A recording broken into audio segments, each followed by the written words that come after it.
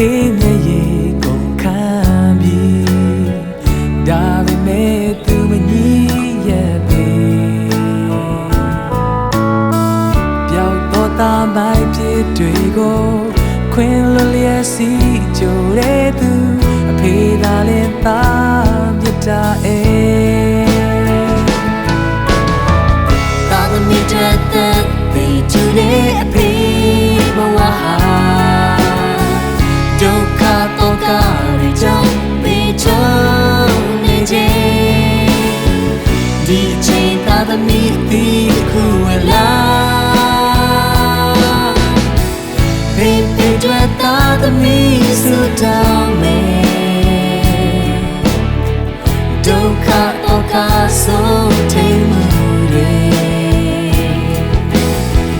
ပျော်ရွှင်နေတဲ့ဒုက္ခတွေရှိစေတော့အဖေများအလုံးချမ်းမြေပါစေ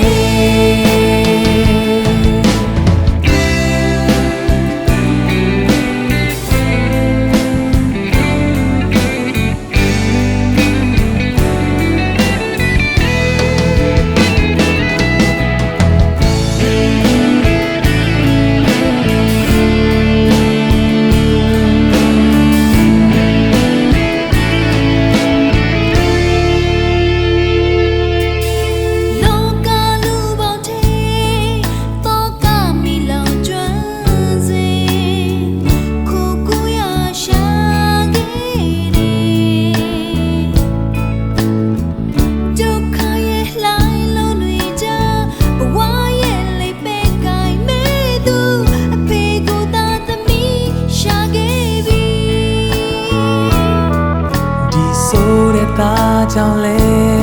အပေးမျက်ရည်ကုန်ခံပြီးဒါပေမဲ့သူမငြီးရဲ့ပေပျောက်တော့သားမိုက်ဖြစ်တွေကို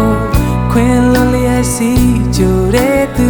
အဖေသာလင်းသားမြတ်တာ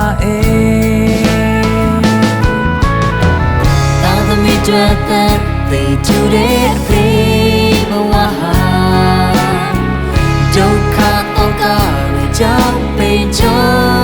နေခြင်းဒီချိန်သာသမီအသီးတစ်ခုဝဲလာဖေဖေတွေ့သာသမီစုတောင်းမယ်ဒုက္ခတော့ကဆုံးထိန်မှုတွေပျော်ရွှင်နေတဲ့ဒုက္ခတွေရှိစေတော့အဖေများအလုံးချမ်းမြေပါစေဖေဖေတွေ့သာသမီစုတောင်းမယ်ဒုက္ခတော့ကဆုံးထိန်မှုတွေ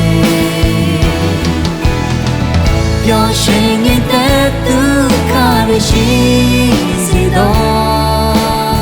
အဖေများအလုံးချမ်းမြေပါစေ